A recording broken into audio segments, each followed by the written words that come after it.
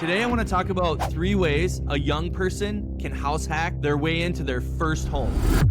I have 3 different things that come to mind right off the top of my head if I'm thinking house hacking my way as a young person into my first home. And one of the best ways to do that is to buy your first investment property. One of the best ways is that maybe you partner with somebody, or maybe you get a family member to support you and you buy a duplex.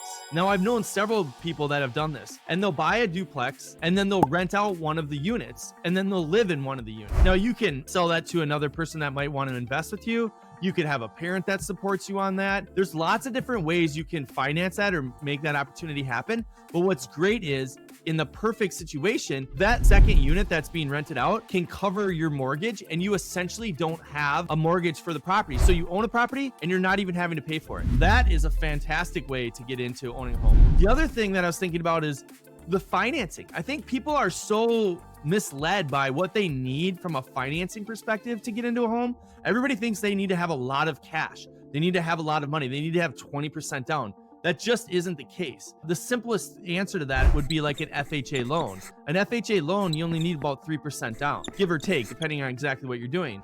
There's also down payment assistance programs out there that are run by your counties or different government agencies that can help you with the down payment on a new home. So you can essentially get into a home without any money.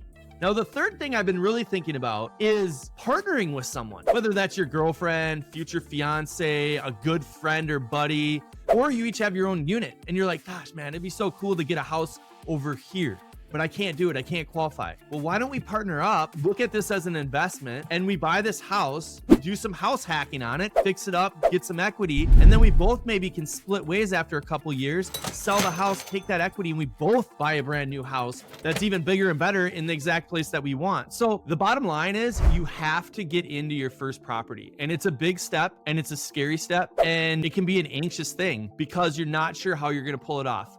But I always look at it and say, you know what? It's kind of like having a kid.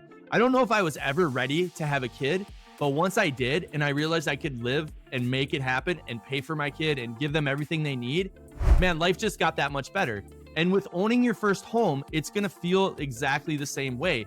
But why is it so important? If you look at any major statistics, homeowners are usually more wealthy than renters. And one of the biggest reasons why is because of the equity. So if you don't choose to own a home, you're missing out on one of the biggest wealth generators there is in America. So just take the step. And if you need help, reach out, because I'm here to help.